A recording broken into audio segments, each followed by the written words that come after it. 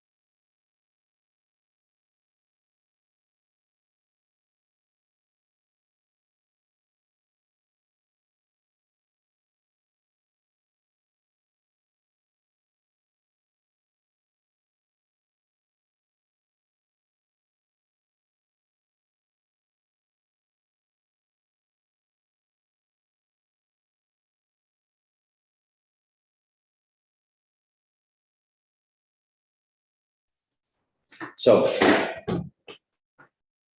we were here last Wednesday, and we were talking about security. So let's say some tips that have to be considered when managing your own cybersecurity. Okay.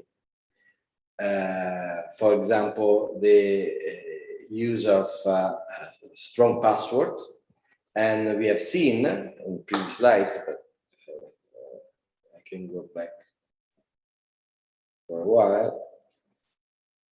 Here, we have seen how. I'll interrupt you. Can you please go back to the actors of the crime, of the cyber crime? Yeah. The ones who initiate the crimes. Why? I just want to get a picture of that slide. Okay, but the slides will be on the. I will make them available, so you don't need to take pictures. Okay, just the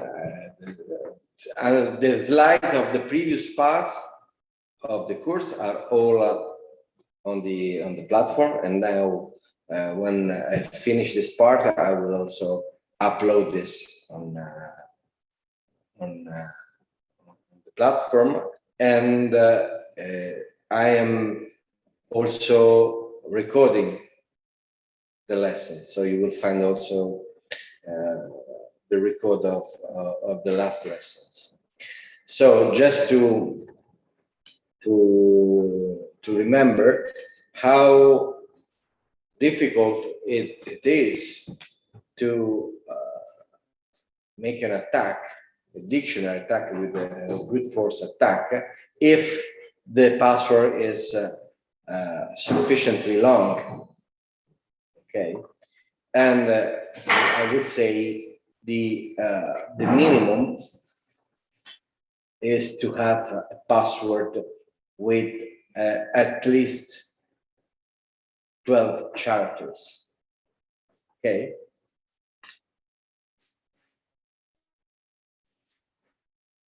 Yeah, we've seen this.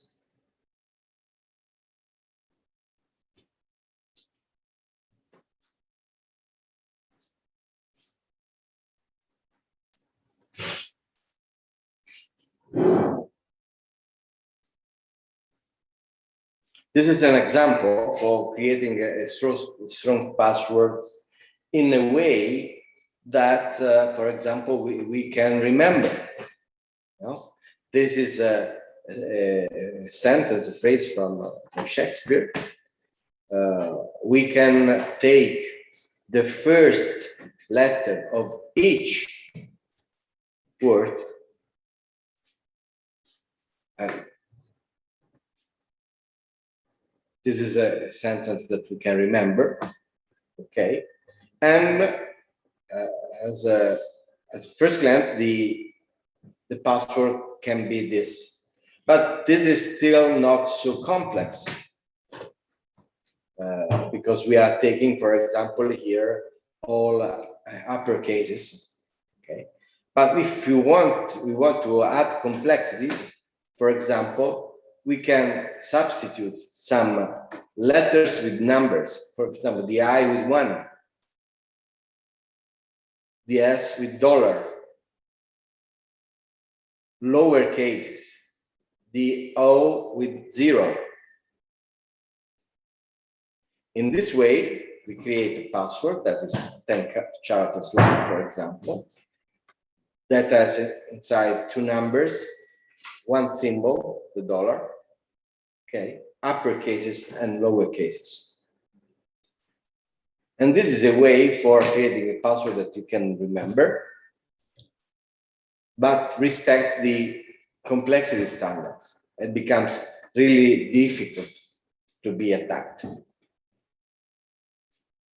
Okay?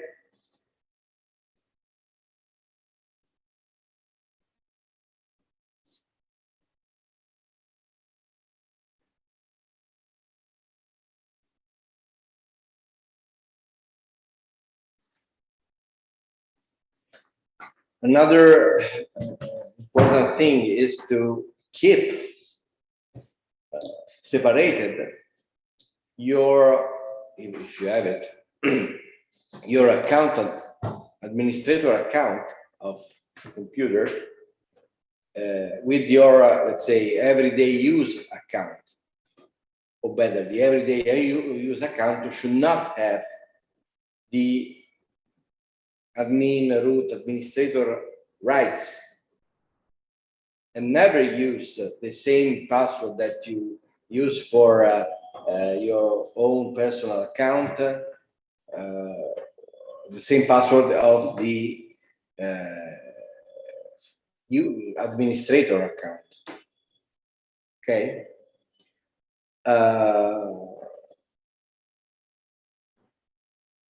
For example,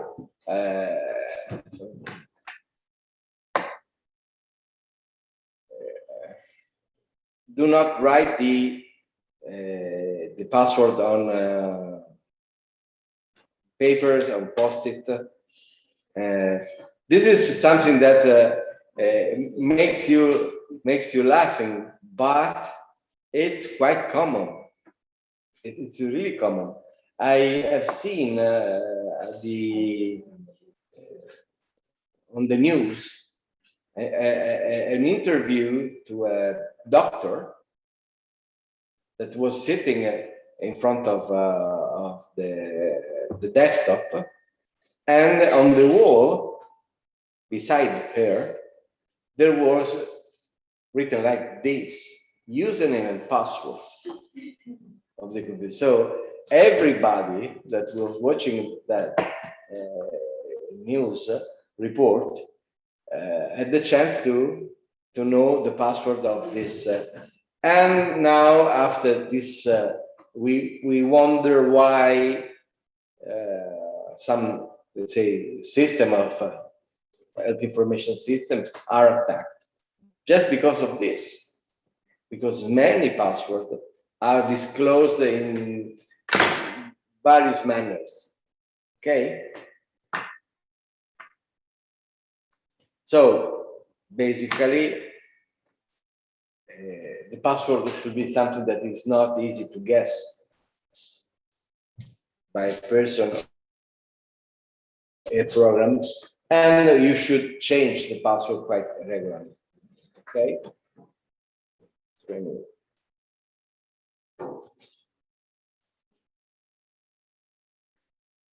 Avoid also to have what we call the shoulder surfers. So people that are on your back and are looking at the password that you are entering.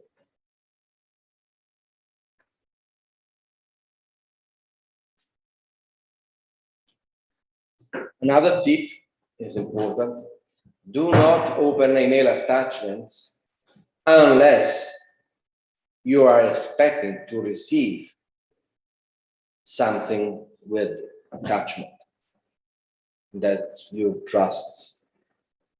You have a trust of the sender. Okay.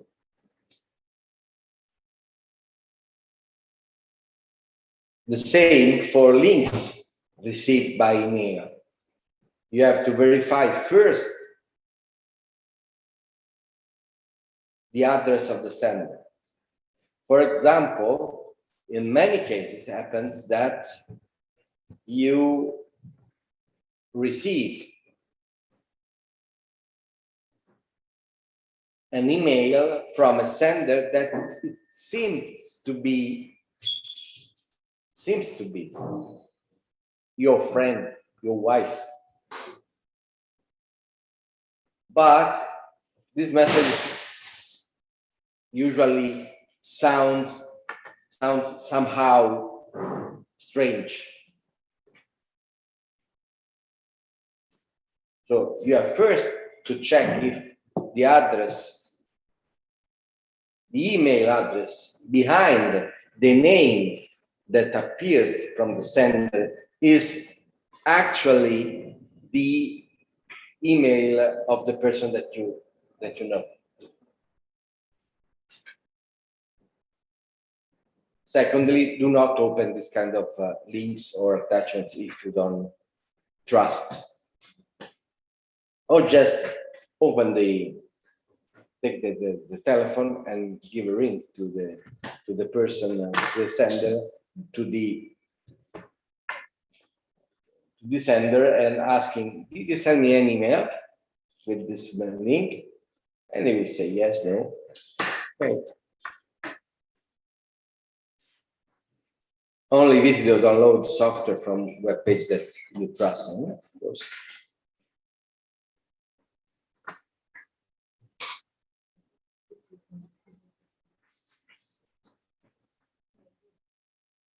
Be aware about the functionalities of the browser.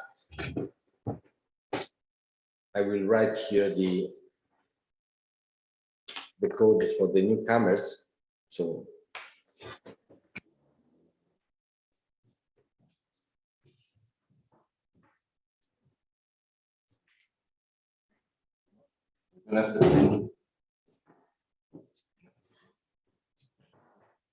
no way. So again, for the last time, 986.265. Okay.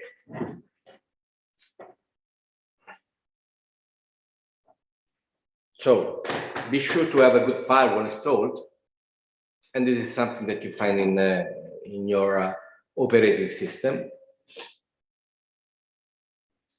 Really important is to have a right setup of the pop-up blockers,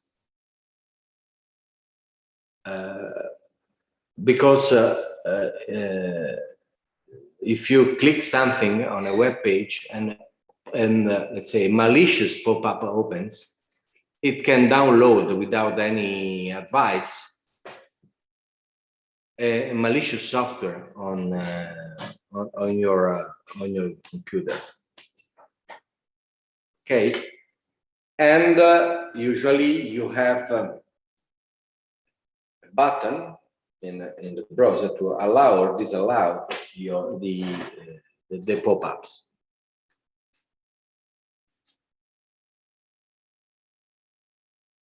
Okay, another way used by hackers for infecting computers is to leave USB drives,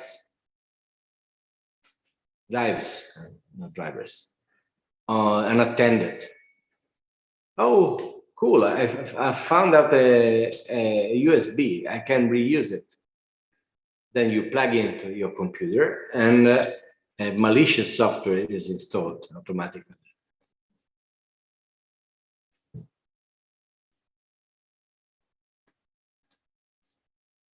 Of course, now all the banks and say the financial institutions, but the service institution use let's say high level security.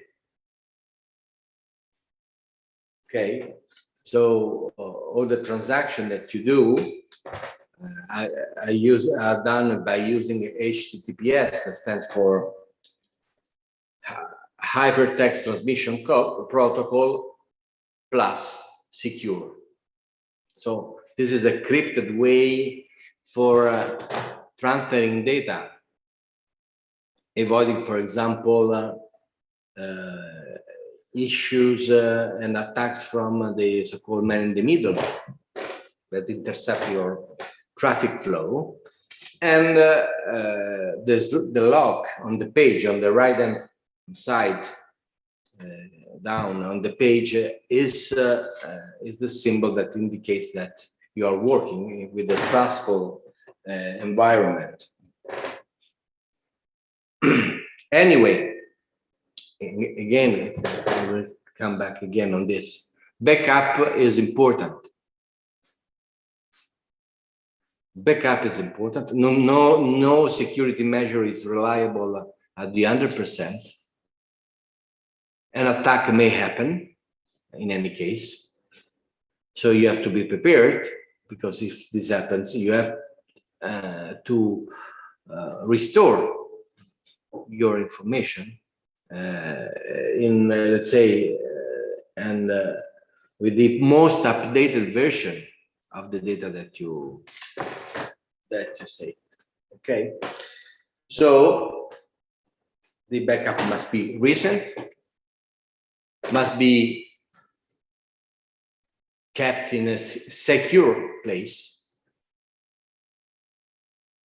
even offline.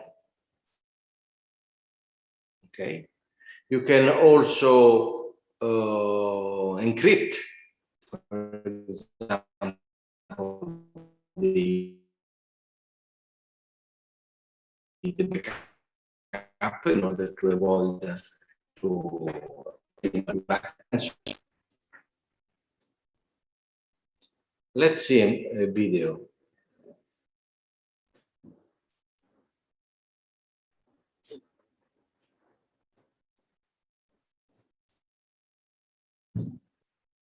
This is a video that explains Red teams and blue how teams are more than just Halo simulations references and army techniques. In fact, these teams play an important role in defending against advanced cyber attacks that threaten business.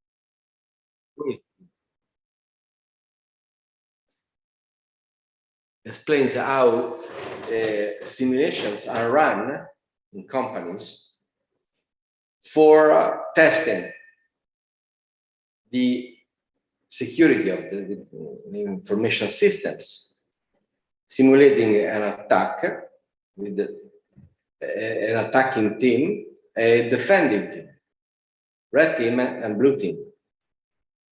Okay, in this way, they can identify which are the weaknesses of the system. And so when every, let's say, a new procedure, for new software is installed for running in a big organization, the information security team runs this kind of test, having a team that is attacking and a team that is defending.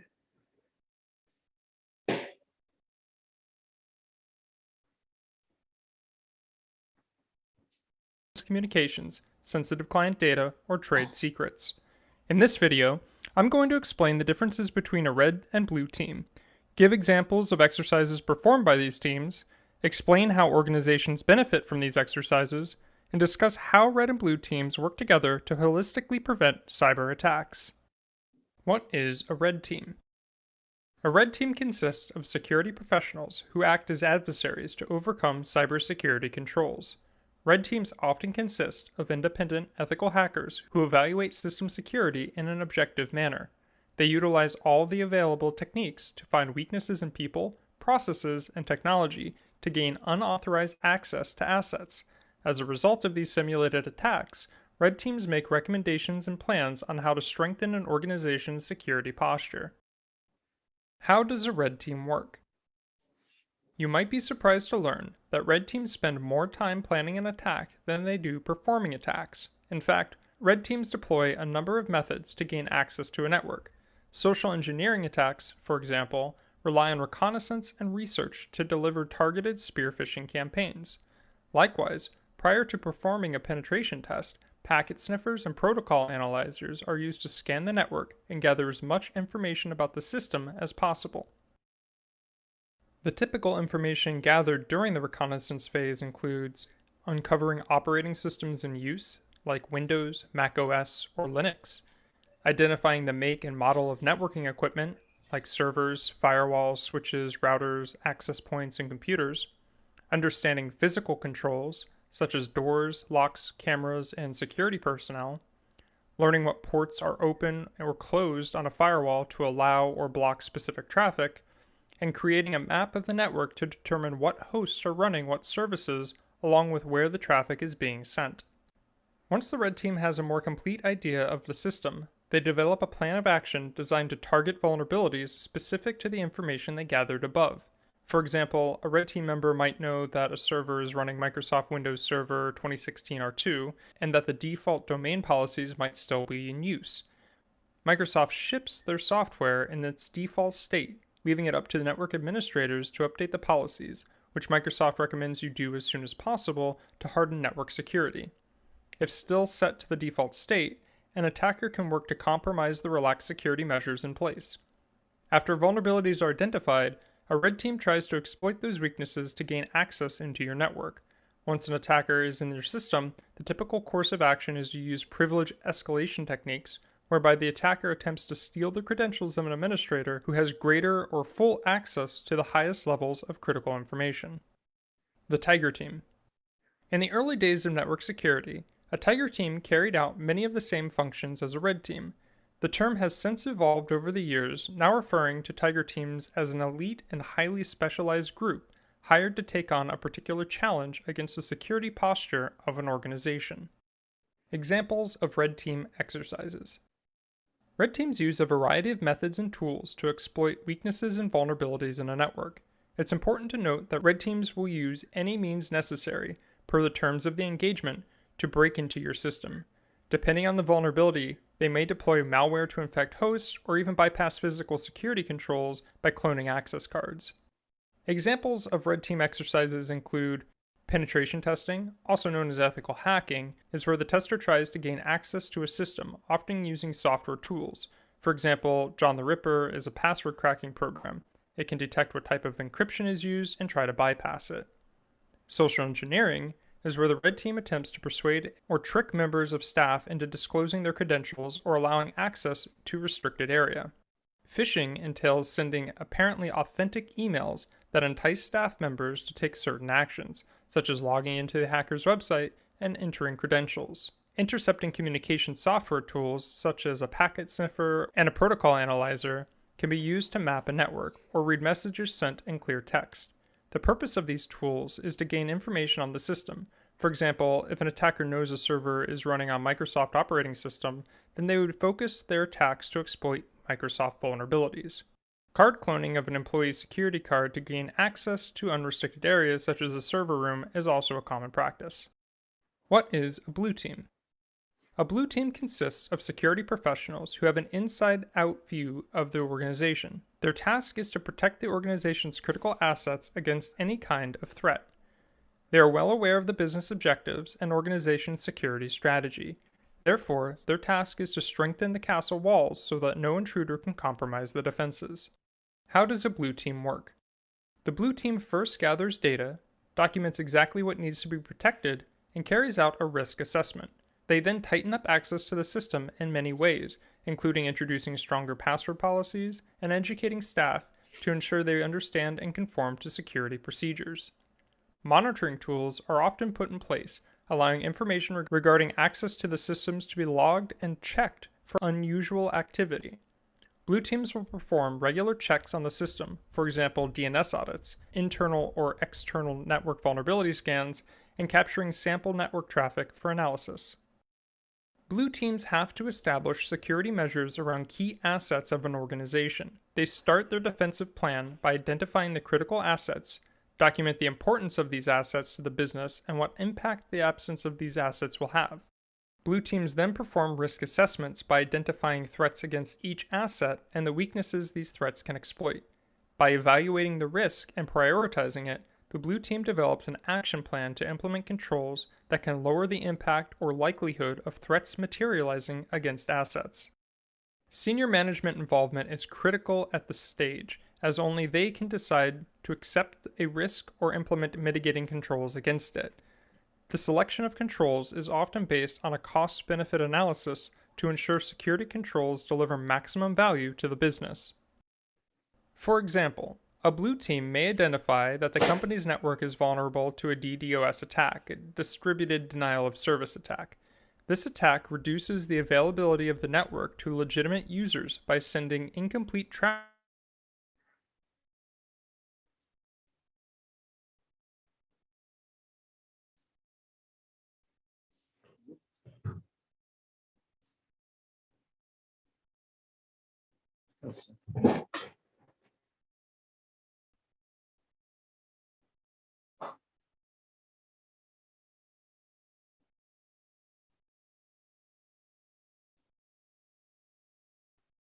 Strange. Sorry, the audio disappeared. Okay. Let's try again.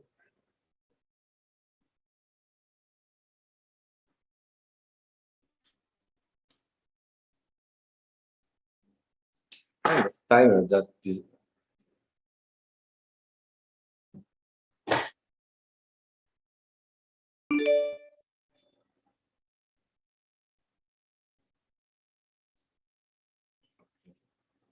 Let's try again. Set and the weaknesses these threats can exploit. By evaluating the risk and prioritizing it, the blue team develops an action plan to implement controls that can lower the impact or likelihood of threats materializing against assets. Senior management involvement is critical at this stage, as only they can decide to accept a risk or implement mitigating controls against it. The selection of controls is often based on a cost-benefit analysis to ensure security controls deliver maximum value to the business. For example, a blue team may identify that the company's network is vulnerable to a DDoS attack, a distributed denial of service attack. This attack reduces the availability of the network to legitimate users by sending incomplete traffic requests to a server. Each of these requests requires resources to perform an action, which is why the attack severely cripples a network. The team then calculates the loss in case the threat occurs. Based on cost-benefit analysis and aligning with business objectives, a blue team would consider installing an intrusion detection and prevention system to minimize the risk of a DDoS attack. Examples of blue team exercises. Blue teams use a variety of methods and tools as countermeasures to protect a network from cyber attacks. Depending on the situation, a blue team may determine that additional firewalls need to be installed to block access to an internal network, or the risk to social engineering attacks is so critical that it warrants the cost of implementing security awareness training company-wide. Other examples of blue team exercises include performing DNS audits, or domain name server audits, to prevent phishing attacks, avoid stale DNS issues, avoid downtime from DNS record deletions, and prevent or reduce DNS and web attacks. Conducting digital footprint analysis to track users' activity and identify any known signatures that might indicate a breach of security. Installing endpoint security software on external devices such as laptops and smartphones. Ensuring firewall access controls are properly configured and that antivirus software are kept up to date. Deploying IDS and IPS software as a detection and prevention security control, implementing SIEM solutions to log and ingest network activity, analyzing logs in memory to pick up unusual activity on the system and to identify and pinpoint an attack, segregating networks to ensure that they are configured correctly, using vulnerability scanning software on a regular basis, securing systems by using antivirus or anti-malware software, or embedding security in processes. What are the benefits of red and blue teams? Implementing a red and blue team strategy allows an organization to benefit from two totally different approaches and skill sets. It also brings a certain amount of competitiveness into the task, which encourages high performance on part of both teams. The red team is valuable in that it identifies vulnerabilities, but it can only highlight the current state of the system. On the other hand, the blue team is valuable in that it gives long-term protection by ensuring defenses remain strong and by constant monitoring of the system. The key advantage, however, is the continual improvement in the security posture of the organization by finding gaps and then filling those gaps with appropriate controls. How do red and blue teams work together? Communication between the two teams is the most important factor in successful red and blue team exercises. The blue team should stay up to date on the newest technologies for improving security and should share those findings with the red team. Likewise, the red team should always be aware of the newest threats and penetration techniques used by hackers to advise the blue team on prevention techniques.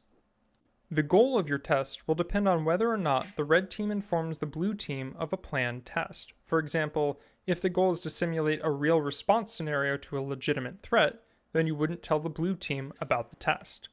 The caveat is that someone in management should be aware of the test, typically the blue team lead. This ensures the response scenario is still tested, but with tighter control when or if the situation is escalated.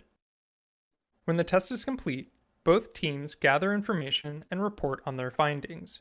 The red team advises the blue team if they manage to penetrate defenses and provide advice on how to block similar attempts in a real scenario. Likewise, the blue team should let the red team know whether or not their monitoring procedures picked up on an attempted attack. Both teams should then work together to plan, develop, and implement stronger security controls as needed. What is a purple team? When red teams and blue teams share common goals, they're often not politically aligned. For example, red teams who report on vulnerabilities are praised for a job well done. Therefore, they're not incentivized to help the blue team strengthen their security by sharing information on how they bypass their security. There's also no point in winning red team tests if you're not sharing that information with the blue team. Remember, the main purpose of red and blue team exercises is to strengthen the overall security posture of the organization. That's where the concept of a purple team comes into place. A purple team isn't necessarily a standalone team, although it could be.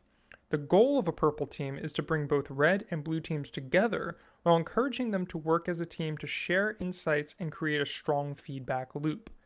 Management should ensure that the red team and blue teams work together and keep each other informed.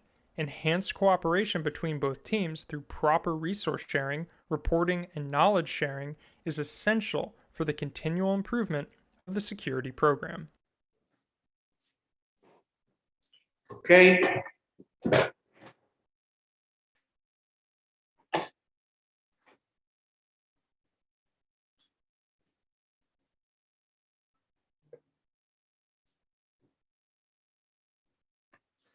So,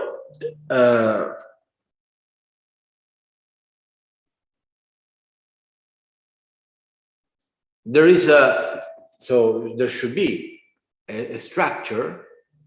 I mean, in a big organization that should be prepared to manage this kind of issues, including, for example, frauds. And the fantasy of hackers is unlimited. Okay. But hackers can be external to the company, but also internal, for example. And so there are several ways for making frauds that can be payment frauds, for example, and we talked last time about payment frauds. And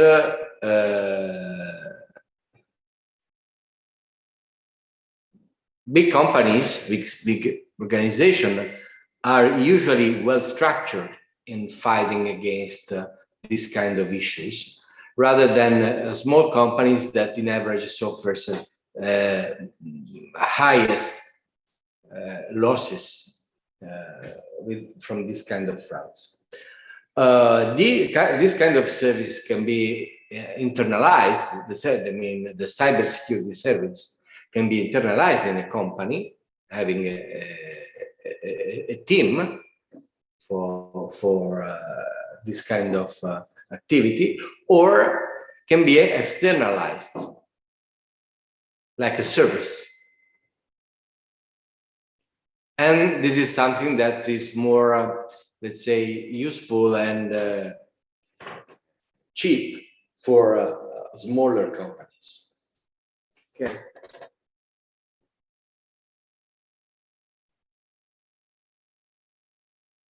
These are some statistics. Sorry, these are some statistics about the fraud discovery, the results of the fraud discovery, and you can see that most of the frauds, cyber frauds, I mean, comes from or the origin,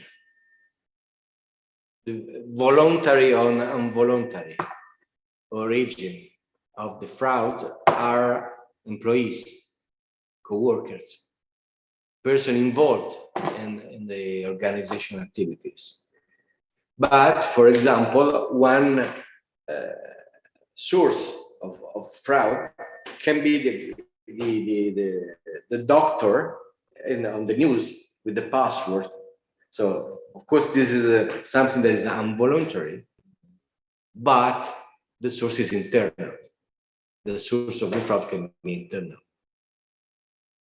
Of course, when you suspect a fraud, also receiving an email that asks for your credentials, of course, the first thing that you do is to trash them, to trash this kind of messages.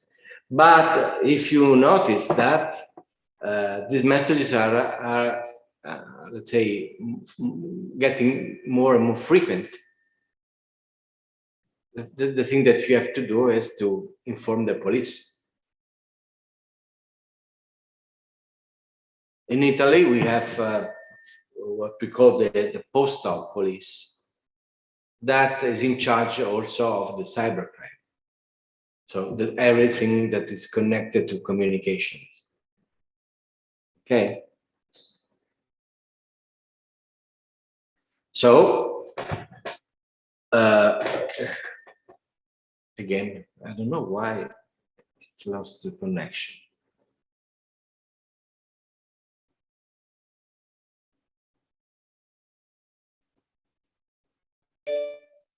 Okay.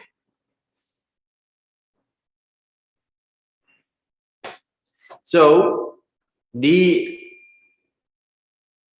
the framework of the overall assessment of the risk that are related to the company business, to the organization business, that are not only, of course, cyber risk, but in this big picture, the enterprise risk management framework, organizations have also to deal with risk management related to cybersecurity and to run a cyber assurance program.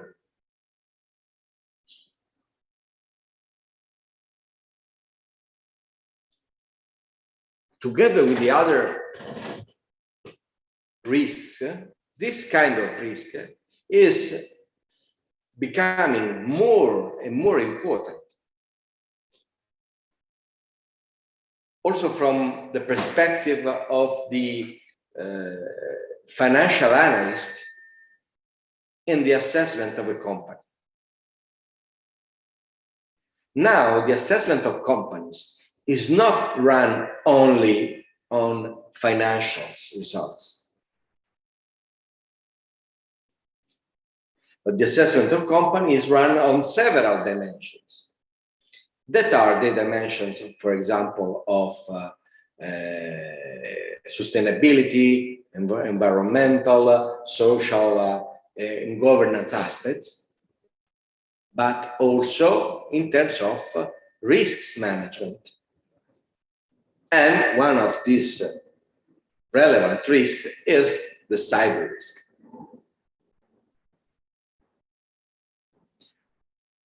The four methodologies for measuring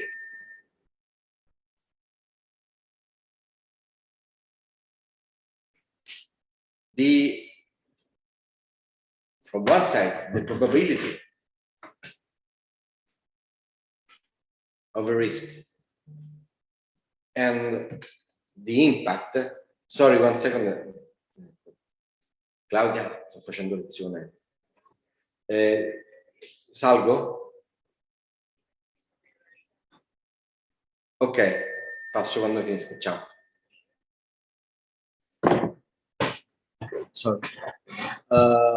So the assessment is fundamental to measure how much is likely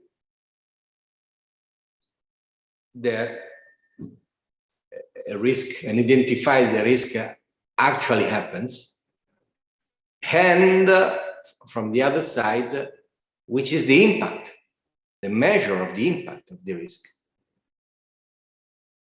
Okay, so mainly two measures in order to score a risk, the various risks, and draft a multi-year planning that needs to be updated, of course,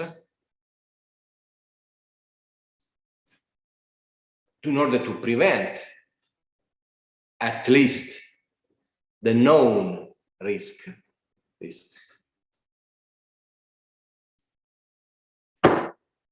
Ma perché?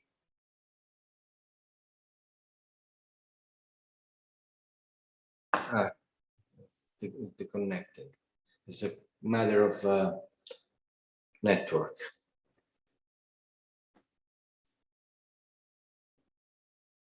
Sorry, but the network is not working properly.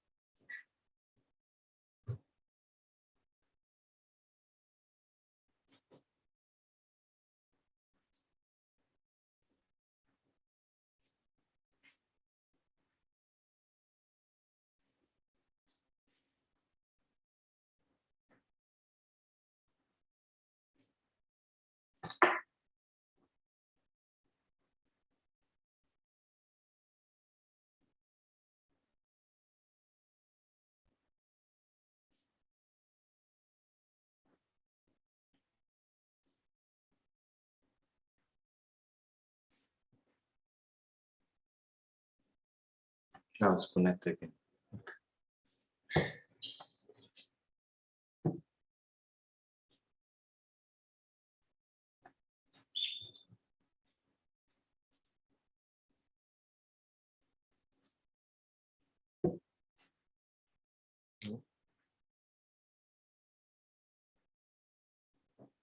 No.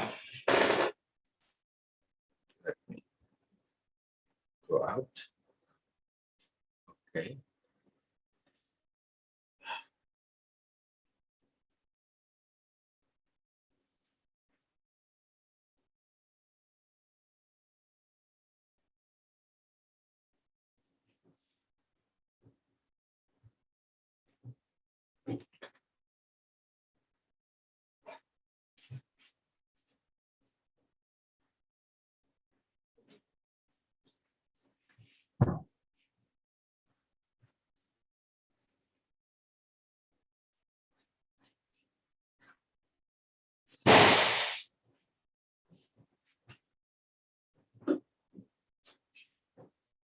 Seems that Zoom from here doesn't work. I don't know why. So I will proceed without slides, and then I will give you the slides. It's the only way. So a multi-year planning that has to be refined, updated, and of course executed. So according to the planning, every unit and every person will have, let's say, a behavioral guideline to follow,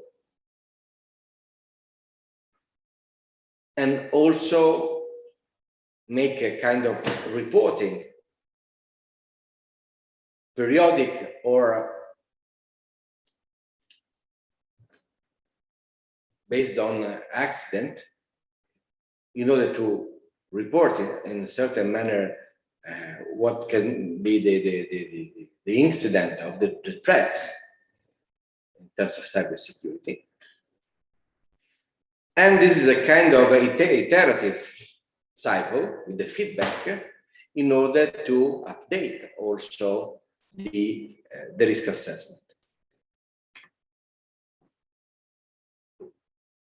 Which are the subjects that are involved in this process? Basically, all the C-levels of the company. We think these examples to a quite big organization. In let's say a smaller organization, these roles can be collapsed, one or more. These roles can be collapsed in just one person. Okay, but according to the dimension of the organization, it's important that every organization has its own approach and develops its own approach to the cyber risk. As I said, the cyber risk will become the next pandemic.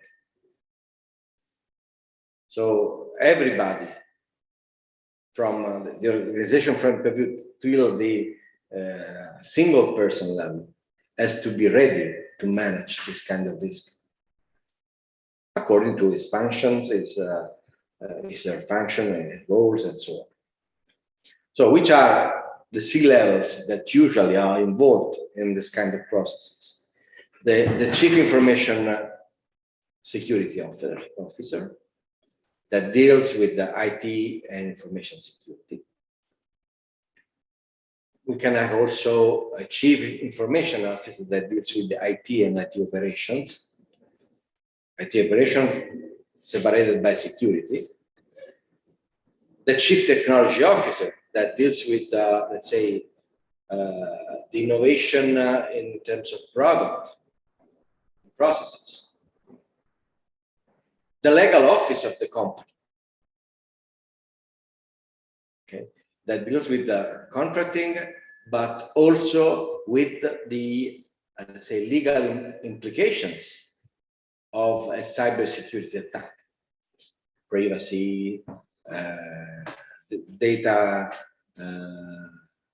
loss, and so on. Because you know that when you gather data from clients, think about the bank or whatever, you are responsible from the data that you gather. And there are legal implications if you don't manage properly the data and these are lost.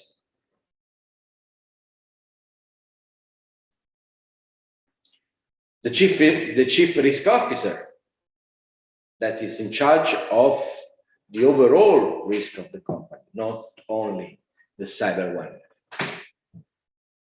The chief marketing officer that works with data of the customers. So the procurement, the facilities management of the company.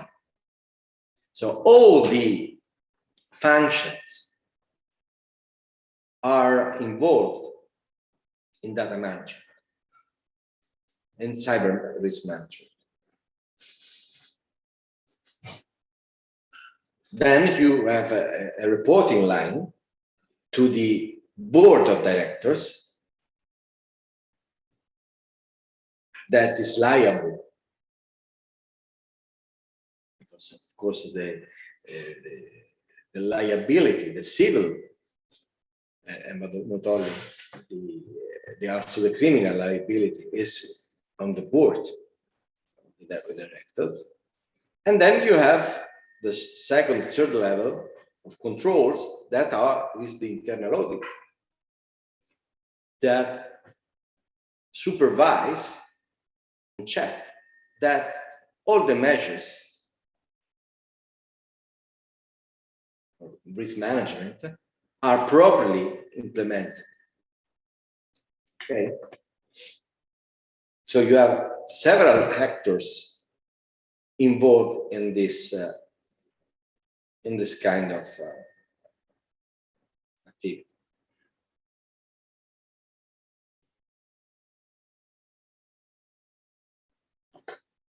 Which are the characteristics of the cybersecurity governance? Of course, the implementation. Let's say. Okay. Now, of course, the implementation of a secure system.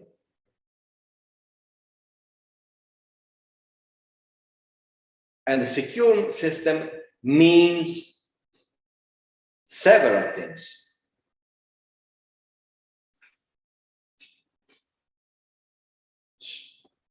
It means program management. So the organization needs to have policies, standards,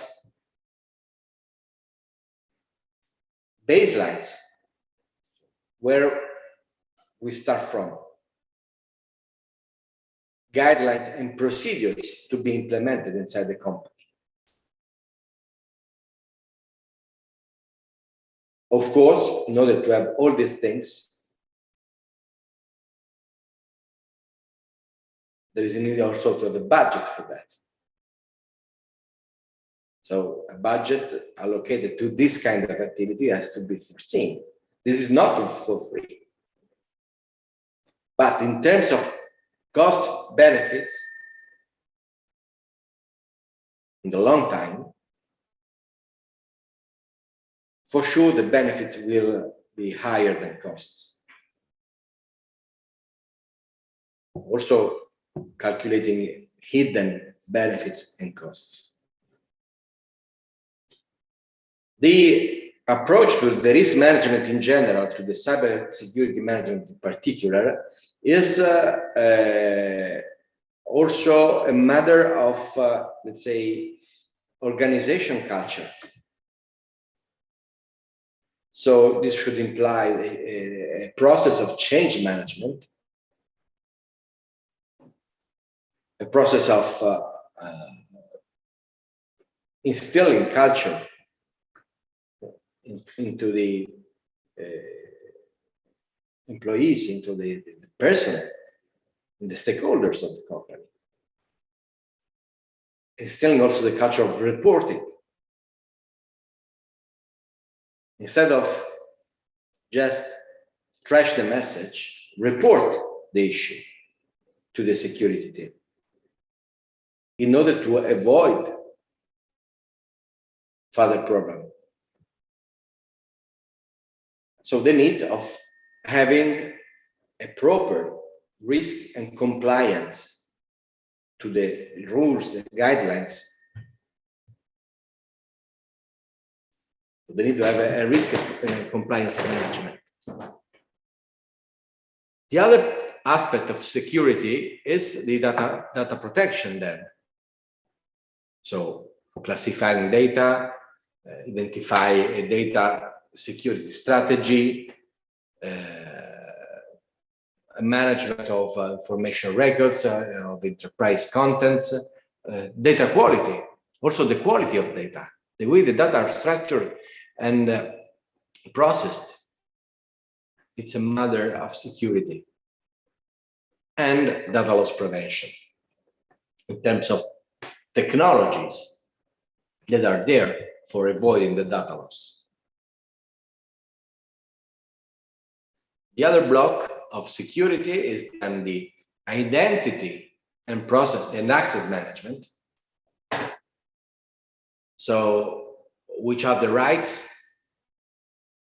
that can be attributed to different kind of users. Users have different roles, have different positions in the company, have different access to different data. So the policy of attributing rights should take into account carefully of the different characteristics of the employees.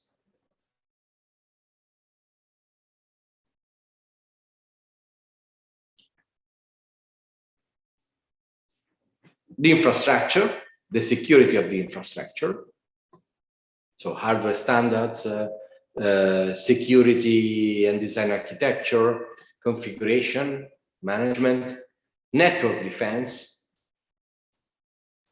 security operation management. And this is more related to the hardware because we attend the software security. So security build and testing, secure coding, also guidelines, patch management. Patch can be dangerous.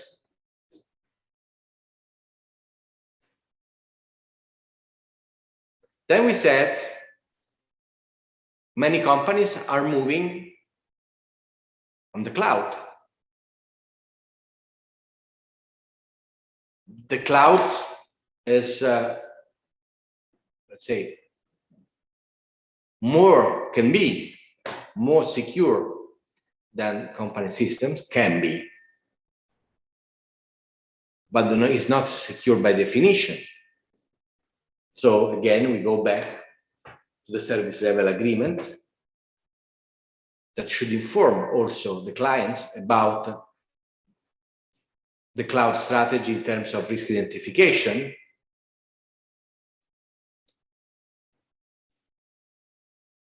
which is the minimum level of controls that are run on the cloud, which are the standard of compliance for security. Because of course,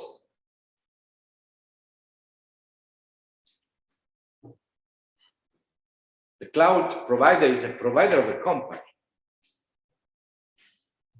but the company itself that provides services through a cloud provider is responsible towards its clients, customers.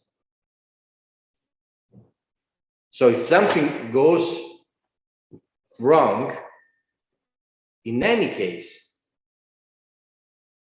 the company is responsible, liable towards the customers.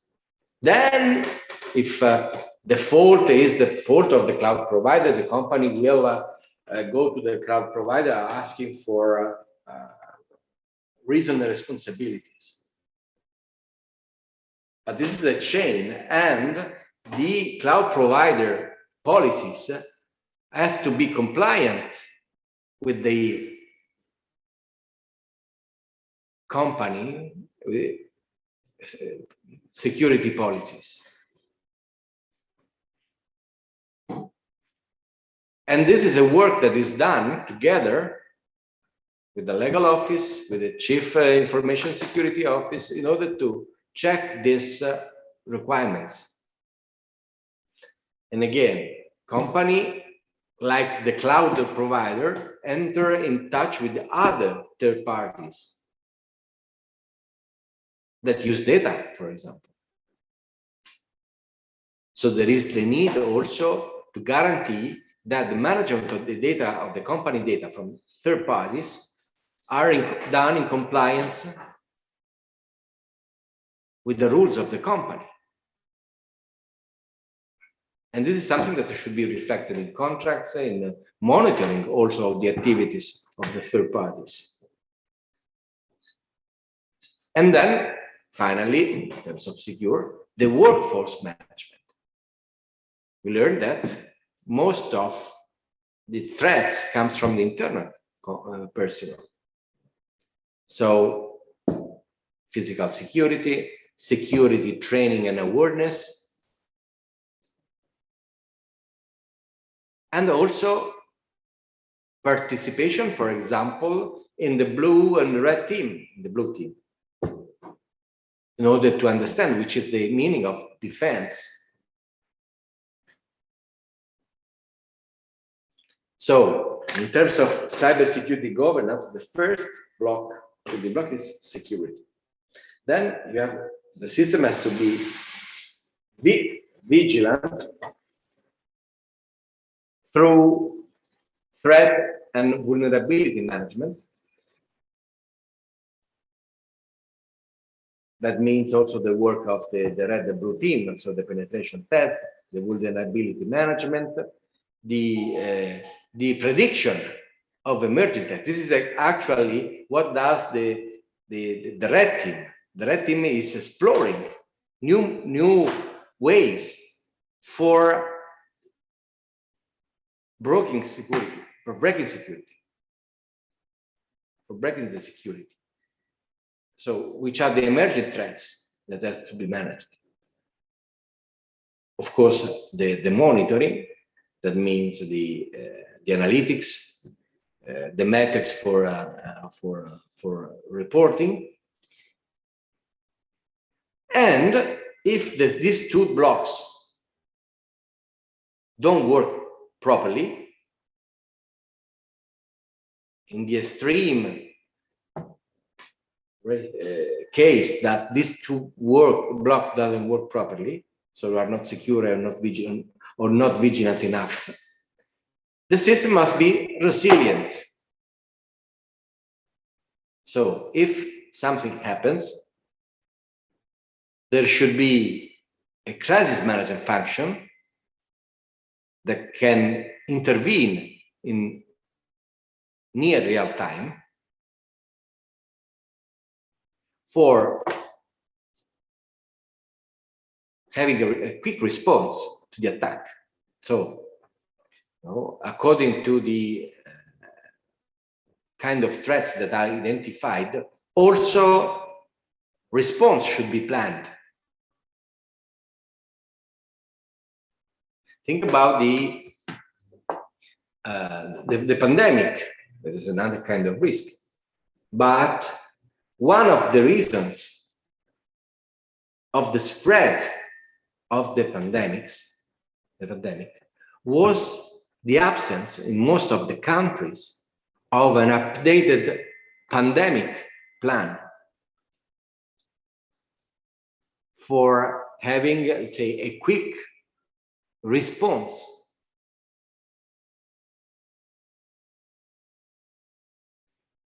The same for companies, for cyber risk.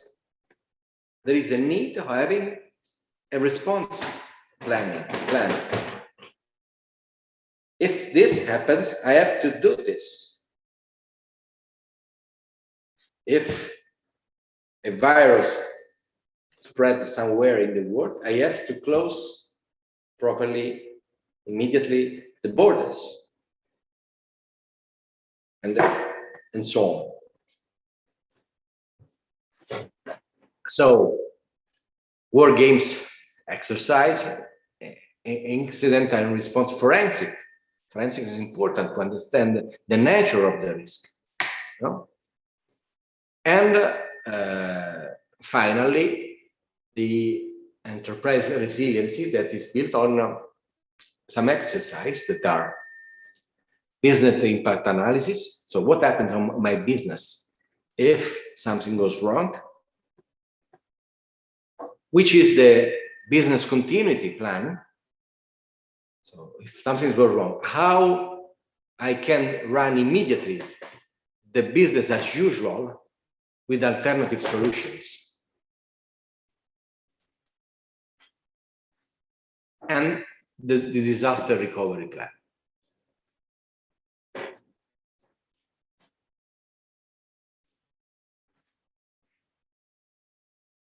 Okay.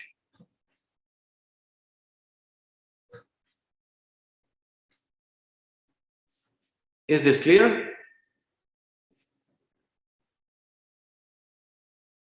Of course, the way for identifying cyber risk, the natural risk, is very simple in principle. Usually, when an exercise of cyber risk assessment starts, it starts with the interviews to a meaningful sample of company representatives in order to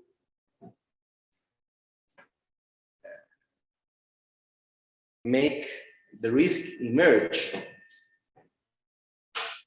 There are so many risks that are not so clear, or people in the company are not aware of the risk, the exact risk that they are dealing with. So this is the job of consultants, to interview people, to allow them to understand the problem and make identify the risk. Once the risk is identified, then the other exercise is to evaluate the probability that this risk is going to happen, the frequency, for example. It happens every 3 years, every 2 years, every day. Okay. And in this way, we are capable to, let's say, build what is called a materiality matrix that collocates and classifies the risks in terms of probability and relevance. Then the other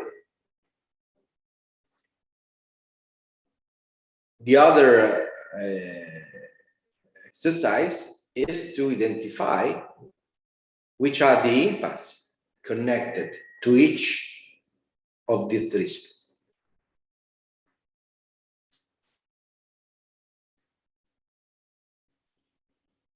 The risk might be disruptive. A risk must be with low impact, easy manageable. And the third step is to say, okay, if this happens, I do this in order to lower this risk and to lower the impact.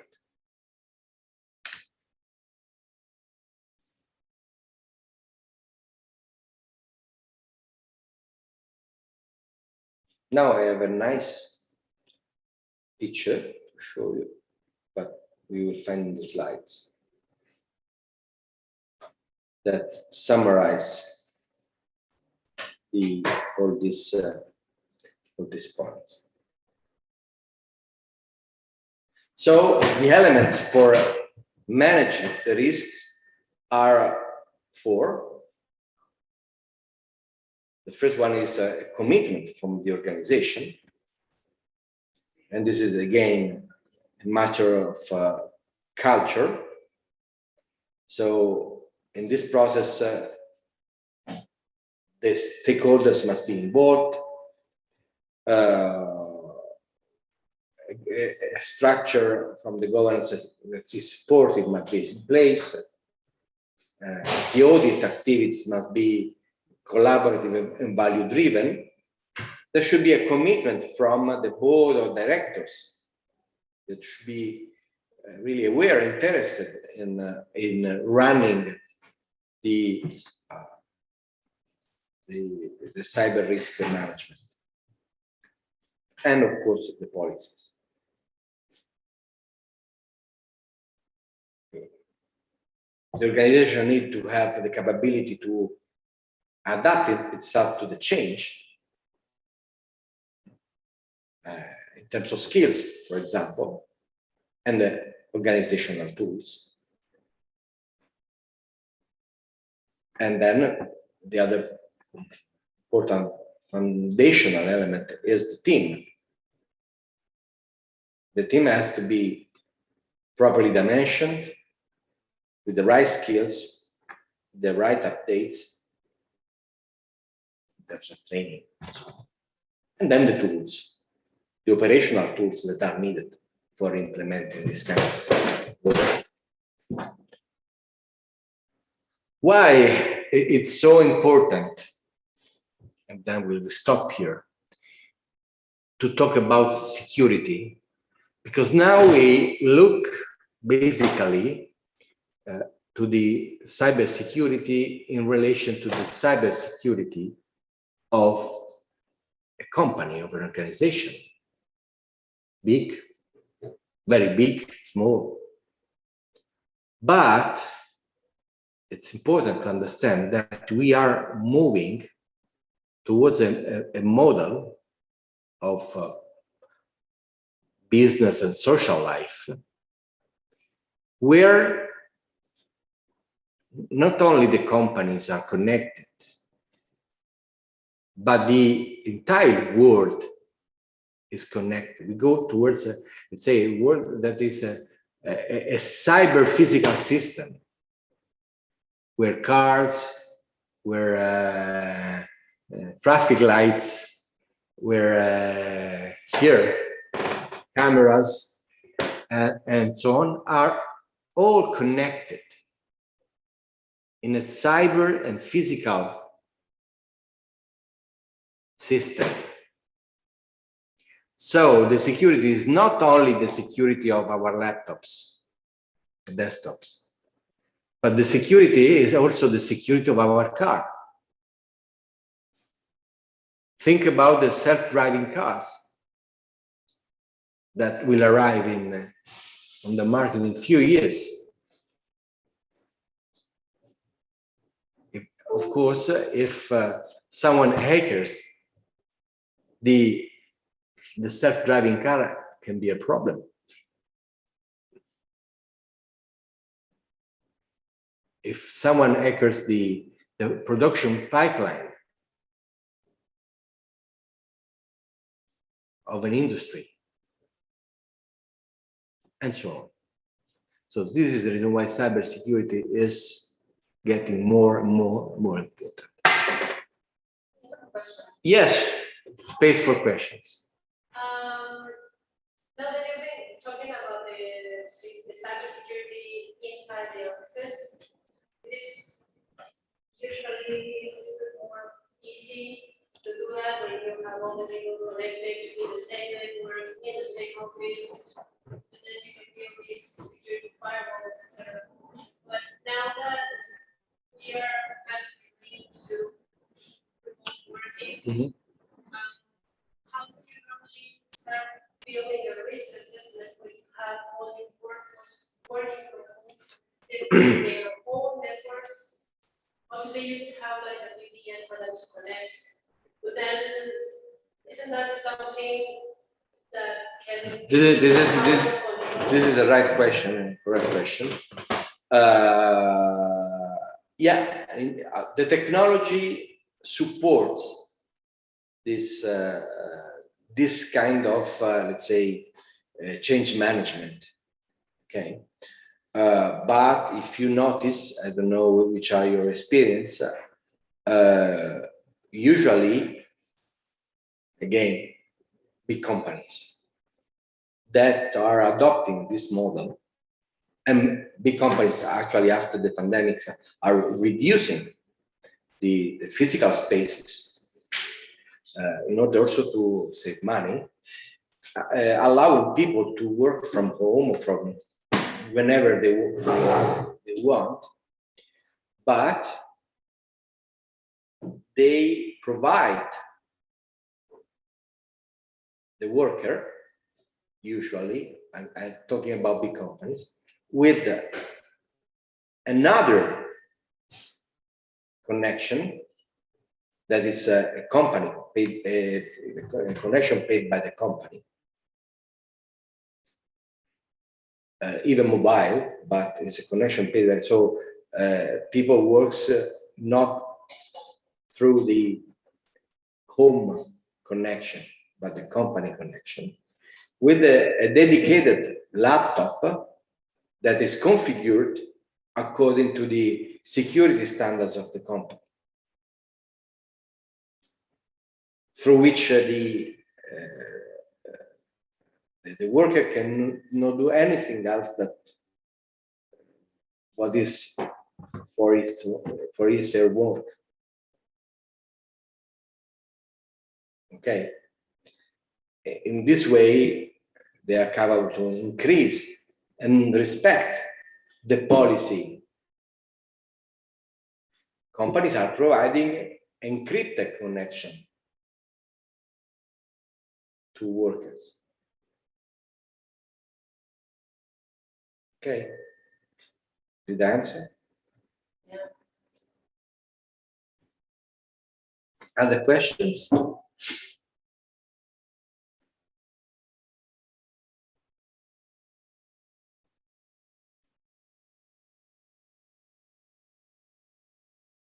Okay. So see you tomorrow.